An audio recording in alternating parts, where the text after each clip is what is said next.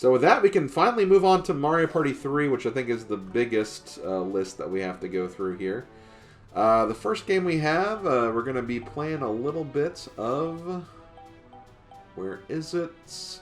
Here it is, Rockin' Raceway. So, race on your wooden horse. If you speed up too much, it'll get tired, so watch out. So, yeah, this is one of those games where you just have to kind of move quickly, but not too quickly, and kind of keep a good pace going when you know, get to that point where you're about to spin out.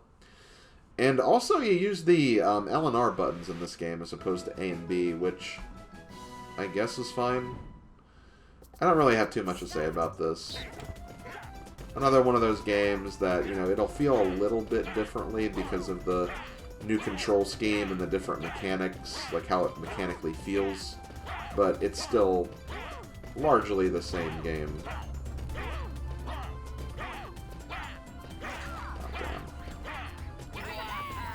And of course, all of the computer players don't hit the blue carrots.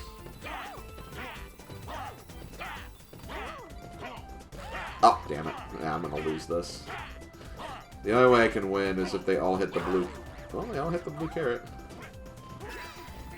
And I win! Okay, perfect. That's the only reason I won, though. Hit the blue carrot, spun out, but because they all hit the second blue carrot, I was able to get the victory. So yeah, not crazy about that game, but it's fine. I don't necessarily mind they brought that back. Another free-for-all from Mario Party 3, we have Storm Chasers. In this game, you just try to water your piranha plant, and try to be the player that waters it the most, pretty much. I think this game feels fine. I think it just feels better in this game because of, you know, you're not working with an N64 controller anymore. That's really the main advantage of this version compared to the other. So in that right, it's better, but like, you know, it's better for a very specific technological reason. It is interesting though that like whenever you get hit by the Monty Mole, your plant won't grow. So you have to kind of keep that in mind. I think I did win, though. I remember there were a couple times where I just had a lot of the rain cloud on me, so that was a pretty easy victory for me, I think. Man, I hope you guys like long videos, because this is going to be a very long video. Okay, so next we're moving on to... Where is it? Here it is. Puddle Paddle, another coin minigame. It's actually really interesting. All three of the coin minigames from Mario Party 3 are actually in this game. Puddle Paddle, River Raiders, and Parasol Plummet all make it back. And I believe we're actually playing Parasol Plummet next, too. Once again, not too much to say about this game. It doesn't really change too much. Maybe the raft feels a little bit different, but you know, it's kind of luck based depending on like where the coin bags get thrown. Your opponents can get just marginally better luck than you, or we can get marginally better luck than them. Okay, I don't think anyone's going to get that last coin bag. Oh my god, they still do the weird little jumping things, although it looks less silly because the game is more graphically power. So, you don't see the weird little butt jumps, as I used to call them. So yeah, since I just talked about the other coin game, let's do the other one from Mario Party 3 we haven't seen yet.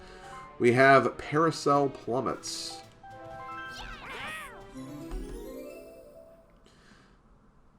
Once again, main difference is just, you know, how it feels when you open up your parachute compared to the other games. Or the other game, rather. For the most part, it's about the same.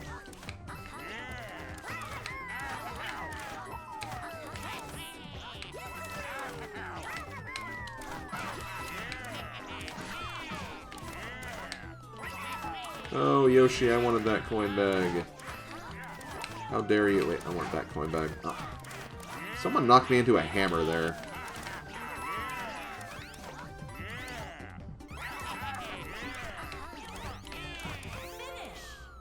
Damn, Wario and Yoshi really cleaned up. But yeah, that's pretty much how that game works.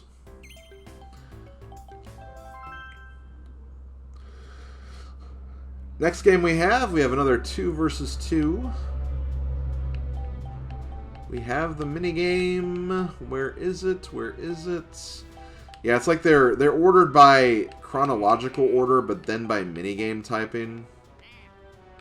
So it's like it does all the free-for-alls first, then it does the 1 versus 3s, then the 2 versus 2s. So, okay, here it is. Etch and catch.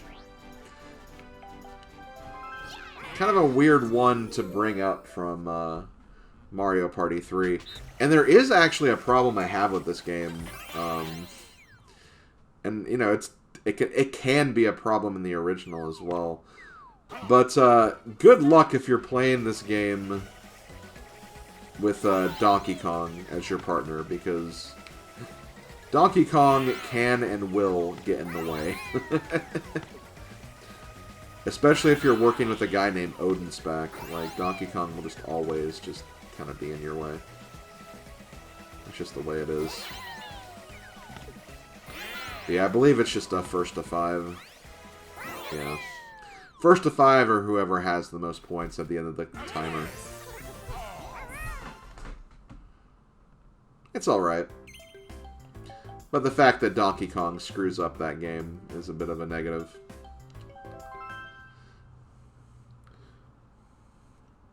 Okay, next game we have, oh my god. We have a duel minigame. It's actually a pretty solid duel minigame too. I'm actually glad they brought it back. But we have Tick-Tock Hop. And much like Hot Rope Jump, there is an endless mode. So once again, you can play this for as long as you can last.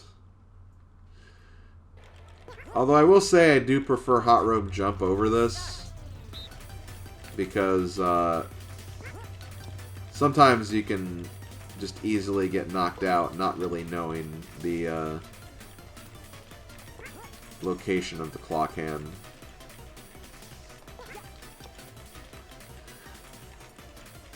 So you have to be just very careful as you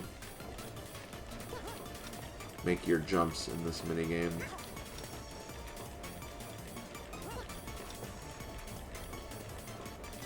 Hitbox for the, I guess it's the minute hand, or actually would that be the second hand? I don't know. There's only 2 hands here when there's normally 3, so with how fast that moves, I guess that's the second hand, but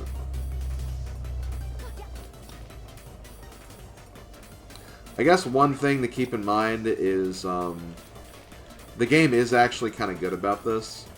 Where you'd think that the inside player has a bit of a disadvantage because if they get hits before the other player, since they technically, you know, would interact with the bigger hand first, you'd think that, oh, well, they have a disadvantage because they would lose first if both players got knocked out. If that happens, both players will get knocked out. So it's not a case of, you know, if they both get knocked out on the same rotation, one person that's on the outside will win. No, both players will lose, and it'll say tie, so I'm glad that they did that. I'm glad that they did that, honestly. So yeah, I got a new record there, too. It didn't last as long as it did with Hot Rope Jump, though, which is probably for the best, so we can, you know, just keep moving. But let's move on. Next game we have is a 1 versus 3 game in Mario Party 3. We have Boulder Ball. The one thing that I definitely notice about this game is I like how good it looks. Like, you know, when you look at the original and you look at this, like, it looks pretty cool. It's pretty awesome to see, wow, this is like almost like an HD version of Rocky Road, Boulder Bowl, not Rocky Road. Rocky Road's a great game, and this is, I wouldn't say this is a great game by any stretch, but you know, your typical 1 versus 3 minigame, I guess you could say, that I'm gonna lose here. Not really a 1 versus 3 game I'm super crazy about. Don't hate it, just don't really like it either. Okay, we got another duel minigame, and this is actually a duel minigame I do like. We have Vine With Me. Now, I will say, I think I do prefer the original Vine With Me in terms of how it controls. But it's probably for the best, because I feel like the original is kind of free.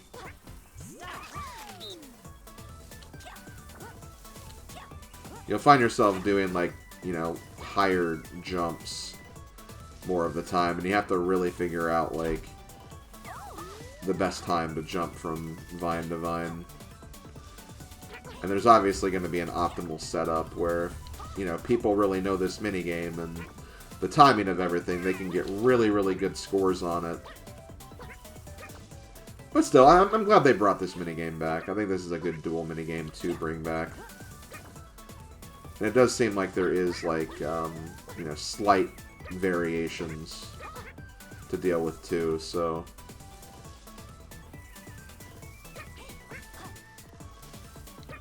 and even if there aren't any variations to this...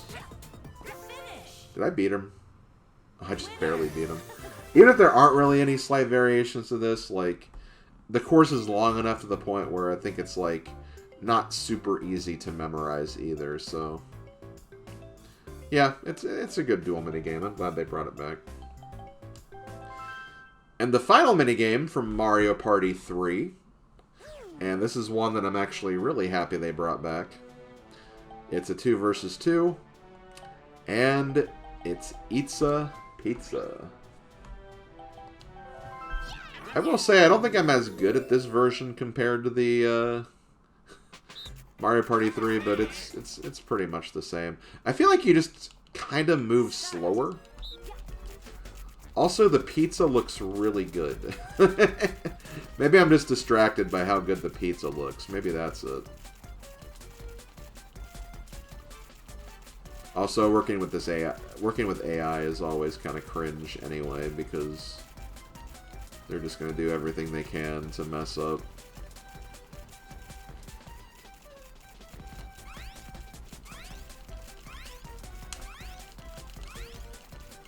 I think we won. Oh, yeah. We had to have just barely won in that case, because we had a smaller piece, but we had, like, those little edge pieces, too. So that was actually really close. But yeah, I'm glad they brought that one back. So next, we're going to move on to Mario Party 4, and there's actually only one game we're going to play, because although there are 2 from Mario Party 4, we're not going to play the second one until the Sports and Puzzles video. So, next up we have Dungeon Duos. And, I said it before, Dungeon Duos I think is one of the greatest 2 versus 2s in Mario Party history. My one problem with the original version is I hate the last section. And I feel like they did make the last section better in this game. However, there are some nuances. There are some things you have to look out for in this version, because it definitely feels a lot different from the original. Pressing the buttons here is pretty much the same. Not really a lot you have to say about this. But when you get to the next section is what a lot of people really despise about this version of the game. And I can understand. I can definitely understand why this section kind of bothers people. But yeah, we have the rotating bars. And what's hard about this is jumping on the bars, because the jumping does feel different than what it would in the original. So as a result, you have to kind of be prepared for the jump you're making, I guess you could say. And like, it's very easy to slip off as well, which is also kind of annoying. It's kind of one of those things, though, where it's just, you just kind of have to get used to it and realize, okay, I don't need to jump or commit to the jump as hard as I would in the other game, pretty much. Then you have this luck-based pipe section.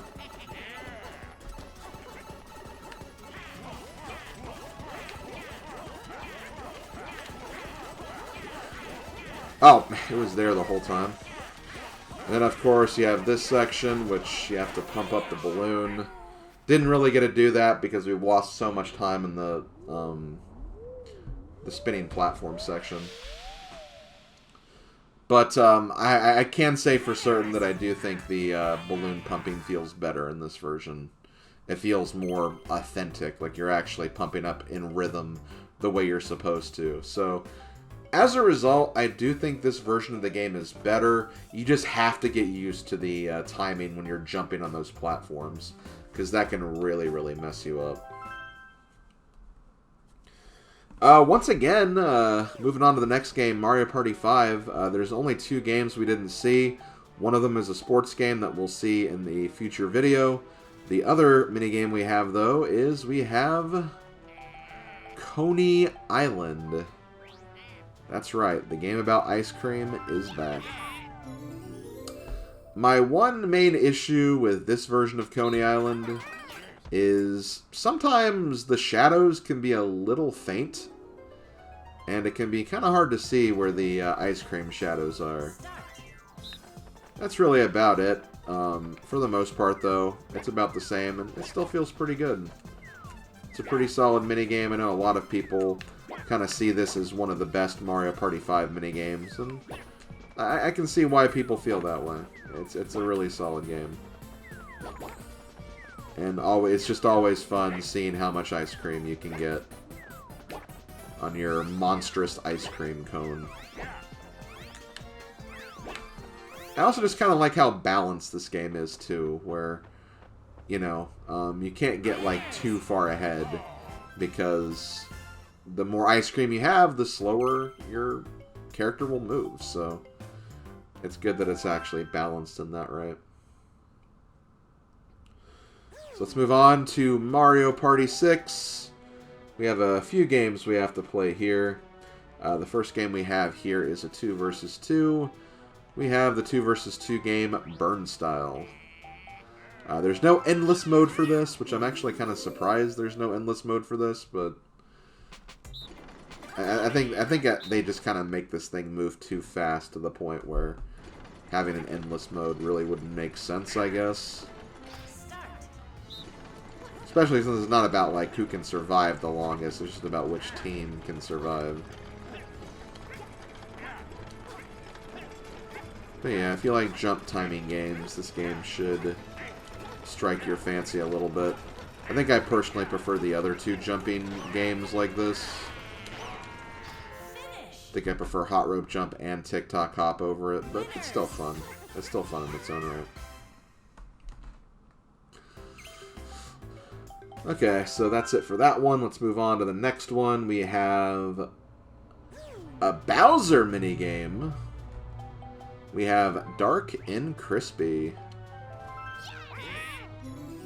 This game is about the same. Like I think I've said before, like, there aren't too many changes in the Mario Party 4 through 10 category because, you know, they already kind of graduated from the biggest problem of the N64 era, which is just the N64 controller.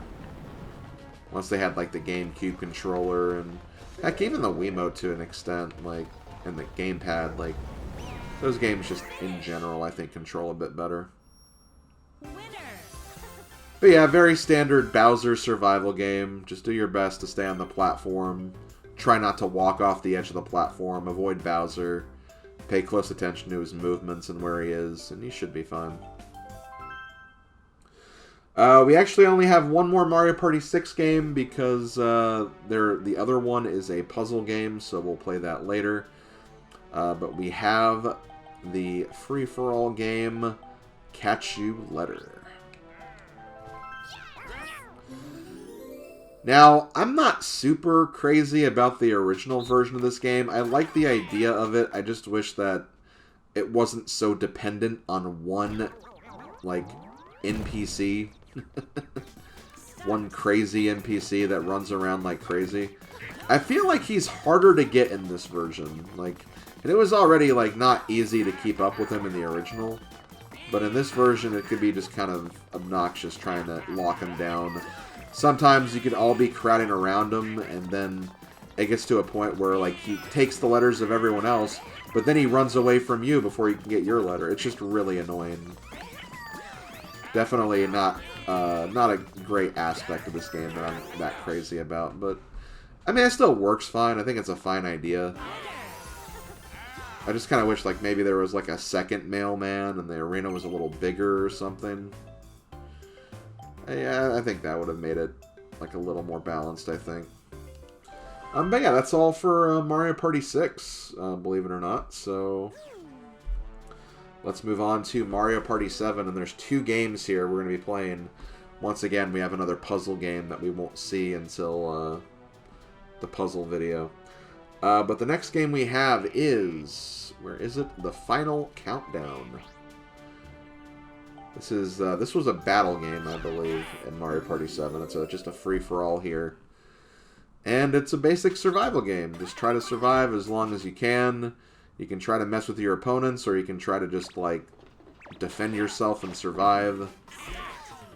You know, lots of different things you can do here to, I say as I immediately get knocked off. This game can end very quickly. I almost feel like playing it again just because of how quickly it ended. And I kind of want to get my revenge on Wario and Waluigi. That kind of put me in a weird position right there. But yeah, it's a very quick game. It's a very quick game, so not a lot to really say about it.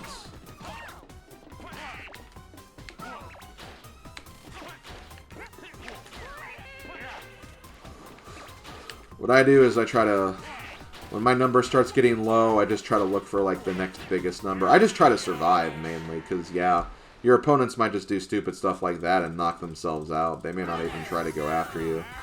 And it's another one of those cases where if, like, the time runs out, whoever's left gets coins. So I think defense is definitely more important than just trying to, you know, knock everyone off yourself. And the other minigame from Mario Party 7 we still have to play is a very quick and easy one. We have Poke Pummel.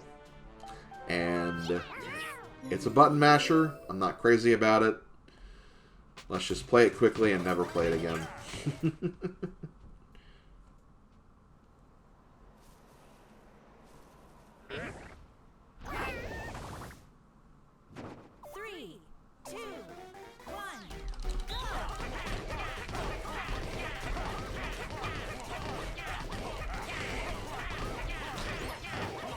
I did not beat my record, but I don't care. I'm not a button masher. But yeah, that's it for that one, and that's it for Mario Party 7. Let's move on to Mario Party 8, which we only have one game to play because we played the other one already. It's a 2 versus 2 minigame.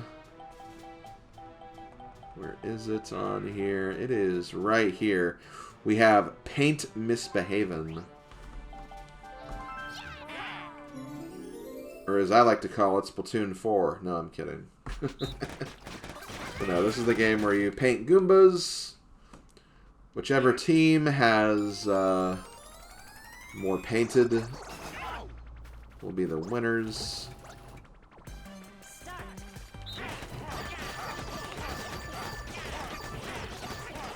But yeah, I believe they only had 2 minigames from Mario Party 8, which is kind of sad.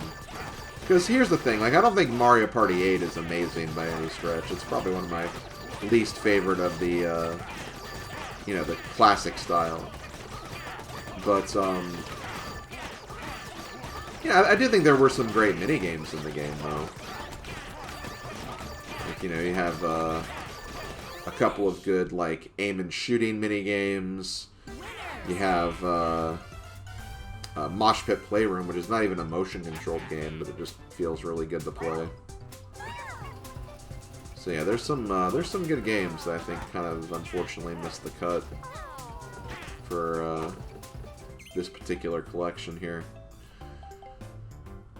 And it's kind of nice because I like kind of the charm of this game, like the after minigame cutscenes, where here you can watch the other team being bombarded, and then you can.